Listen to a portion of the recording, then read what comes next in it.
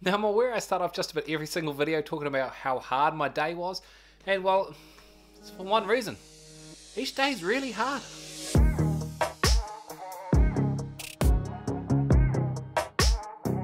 So forced perspective kind of has some similarities to abstract in the same way that it messes with your head a little bit. And there's no exact settings to use for forced perspective photography. I guess as a general guide, you try and get everything as sharp as possible. So you go as wide a lens as possible and you get the highest f-stop you kind of comfortably can, so everything's sharp. But it's not always the case, and well, maybe the most common form of forced perspective photography is like that Leaning Tower of Pisa shot where someone looks like they're holding it up. Or what's another one? People I've seen trying to like hold the moon or the sun kind of thing between their hands, and you get that forced perspective kind of look. So I thought I wouldn't be able to get anything too amazing from this subject. It's going to be tricky, but I can still do quite a few fun shots. So I started off early, like I always do, grabbed the ute, drove up the farm, and I just parked it up in the middle of the paddock. I then got a plank of wood and set my XH1 on it, and I tried to line it up pretty perfectly with the ute behind. So the XH1's actually got a pretty similar side-on profile to a, what is that? A Toyota Hilux. I then set my camera taking a time-lapse, like a photo roughly every 2 seconds, and I walked around and I climbed up on the top of the Hilux so it looked like I was standing on top of the camera. And that was pretty easy, but yeah, no, done. Easy. First one, cross off the box. So for photo number 2, I thought I'd go a little bit more complex. Like the rain had kicked in again, unfortunately, so I grabbed some broccoli. I also grabbed a plank of wood and I rammed a nail through it, and I set on top of that nail some fake fur just on a table behind me and put the broccoli on top of that, so it looked like a tree. And I spent honestly quite a while rummaging around and playing with different, trying to make hills and different, what would you call it, just lighting and angles, trying to find a neat shot of this broccoli to make it look like a hilly landscapes with a tree growing in it.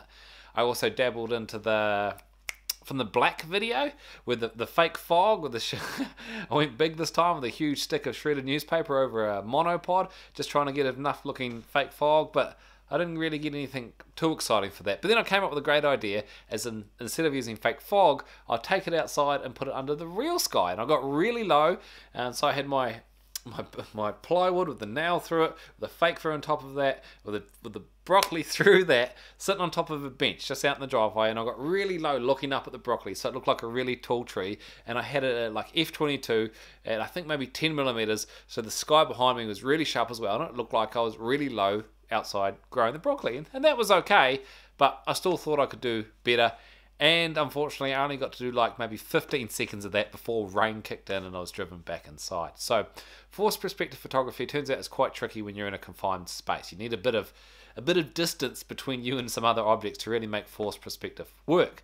So I went for the alternative style of forced perspective where you rotate everything. And I spent, must have been like half an hour just trying to rotate my desk in my office 90 degrees on its side. What was tricky about this actually was trying to find items that would rotate nicely. So a few things I managed to comfortably just blue tack to my desk so they sat there in place. But a big one was actually this big light behind me. I really wanted that to sit sideways, and I was trying to find a way to balance that, and it didn't quite work. And in the end I found another lamp that clamped onto the side of my desk, and that worked far more practically. The laptop I was just holding in place, and you can see throughout that little time lapse it just keeps slipping down as I'm trying to keep it in the spot, and then trying to hold a camera, etc. Actually, the big one I noticed as well was my shoulder was like this as I was lying on the ground, and I was trying to bring that down just so it looked like I was sitting normally, but I'm squashed against the floor. In the end, the photo was pretty humorous. It's nothing too amazing, but I definitely enjoyed taking it. And if you have any questions about how I did anything, guys, let me know down in the comments below. Or if you want to join in on this challenge or any other challenge, feel free to hashtag TB Photo Challenge. I've been loving seeing all your work. If you could subscribe to me, or just share this video to your like Facebook or Instagram stories, something like that, it would mean the world to me. The more and more support I get, the closer I can get to doing this full-time for a living. Plus, always a long outro. If you'd like to tune in tomorrow, you're more than welcome to watch me try and take photos of nature.